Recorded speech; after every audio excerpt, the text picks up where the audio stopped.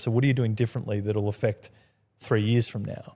And this is the point of us, we're always rabbiting on about having clarity in your strategic plan. You must be clear on where you're heading, so when you are offline that you can course correct quickly or adjust the vision because you see something bigger, or you're more aligned to the experience of going for your vision is not necessarily what you want, or it is.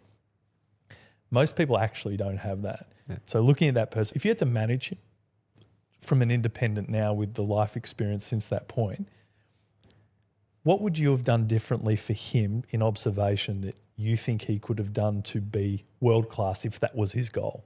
What was he not doing in your mind from this point of view now? Now, it's a very easy question because it's a very different world we live in at the moment. I would say that he, like you said, he hadn't put himself in the way of opportunity. He was the best comic in Melbourne, possibly the best comic in Australia. Yep. The most you can do in Australia is 3-4 shows a week, 5 to 10 minute spots, maybe do your 20s and whatnot.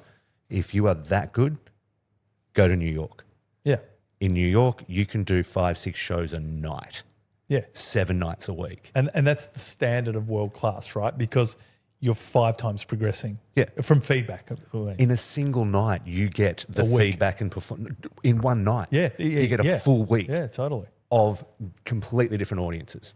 But equally, you're close then to other states, Europe. You can get audience feedback from diversity that expands, I assume, like the creative process. Yeah. Well, there's a friend of mine here who he's been radio, TV. He's owned the ABC in the comedy space for years. He'd been going for 15 years and he was literally posters everywhere. You saw him on TV in Australia. He went over to New York and went to the Comedy Cellar, the home of comedy. Even though he was a name here, no one knew who he was.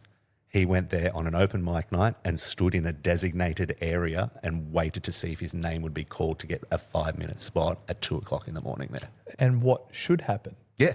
Because and I don't totally agree with everything, because I think there's been people here who have done exceptionally well financially through comedy and stuff. 100%. But there's this underbelly, and that's probably like the early days of musicians going through what it used to be like in the old school, how we used to have to go through and play and at different at spots, and now it's very much changed in terms of the approach to building your audience and your following and people listening to music.